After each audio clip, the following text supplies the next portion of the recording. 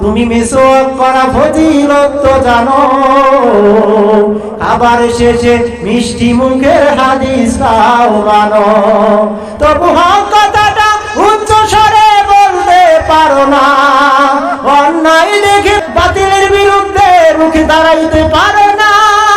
তুমি কেমন মুসলমান তুমি একটু ভাবো না, কেমন তোমার ঈমান একটু ভাবো না। আমরা এমন মুসলমান এই দুনিয়ার মধ্যে আমরা ওই খাওয়ার শেষে মিষ্টি মুখ করার সুন্নাত সেটা পালন করতে চাই, কিন্তু জিহাদের ময়দানে ওই পাথরের আঘাত খাওয়ার সুন্নাত এই সুন্নাতটা আমরা আদায় করতে চাই। কথা বলে ঠিক কিনা?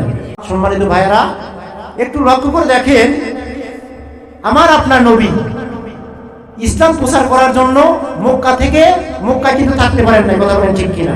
মক্কা থেকে কাফের মুশরিকরা কি করেছেন? ওই মদিনায় পাঠিয়ে দিয়েছেন। কথা বলেন ঠিক কিনা? তারপরেও আমার আপনার নবী অনেক কষ্ট সহ্য করে তারপরে ওই কোরআন নামক এই ইসলাম নামক দিনটাকে ছাড়েন নাই। আমাদেরও ছাড়া যাবে না, কারণ এই দুনিয়ার মধ্যে কে কদিন বাঁচবো জানা নাই। আল্লাহ রাব্বুল আলামিন জানাইয়া দিয়েছেন মৃত্যুবরণ তো করতেই হবে, কিন্তু তার মধ্যে সহজ মৃত্যু হলে শহীদ মৃত্যু বলেন। আল্লাহু আকবার। আল্লাহ রাব্বুল আলামিন যেন আমাদের শহীদ মৃত্যু দান করেন, বলেন সুবহানাল্লাহ। এই জন্য আমরা শহীদ মৃত্যু দান চাবো আল্লাহর কাছে, কারণ শহীদ মৃত্যু এমন সহজ একটা মৃত্যু, একটা পিপিলিকে কামড় দিলে কতটুকু কষ্ট হয় তার চাইতেও কষ্ট কম হয়। আর এভাবে মারা গেলে তো কে কিরকম দেখেন না, মরার সময় কেমন হয়ে যায়।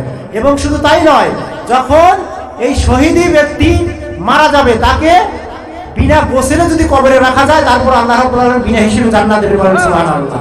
কিন্তু আমি আপনি এইভাবে মরে আমরা কি গ্যারান্টি দিতে পারবো যে আমরা জান্নাতে যেতে পারবো? কোনো সময়ের জন্য গ্যারান্টি দিতে পারবো না। কথা বলেন ঠিক কিনা?